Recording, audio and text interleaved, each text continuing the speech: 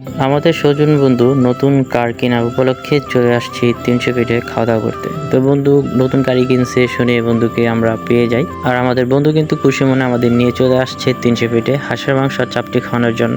তো এখানে এসে আমরা এখন দেখছিলাম আসলে এখানে কি রয়েছে, আর বাবু ভাই বলতেছিল এখানে কি খাবে, হাঁসের মাংস না মুরগি। তো যেহেতু আমরা 300 ফিটে আসছি আর 300 ফিটে এসে হাঁসের মাংস আর চাপটি খাবো না, সেটাই কি হয়, অবশ্যই খেতে হবে, কারণ এটি খুবই মজার একটি খাবার, আমার কাছে অনেক ভালো লাগে।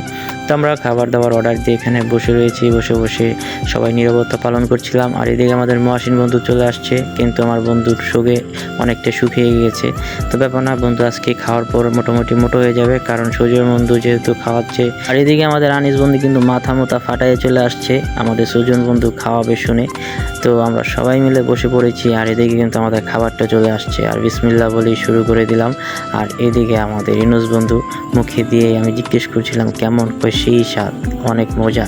আসলে কি বলবো, ওর কথাগুলো এত ভালো লাগে। যাই হোক, সবাই তোর ভিডিও দেখেন, আমার ভিডিওতে পান ওকে।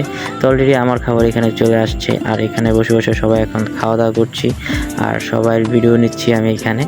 তো বরাবর আমার বন্ধু কিছু একটা নতুন কিনলে আমাদের খাওয়ায়, আর আমরা এখানে বসে বসে দোয়া করছিলাম যেন আমার বন্ধু নেক্সট টাইম আরও অনেক কিছু কিনতে পারে। আর দুষ্টামি করতেছিলাম এই জায়গায় সবাই মিলে। তো আমার সুজয় বন্ধুর জন্য সবাই দোয়া করবেন যেন নেক্সট আরও বড় বড় কিছু করতে পারে। তো ছোট একটি ভিডিও ছিল, ভিডিওটি ভালো লাগলে অবশ্যই শেয়ার করে দেবেন। ধন্যবাদ সবাইকে।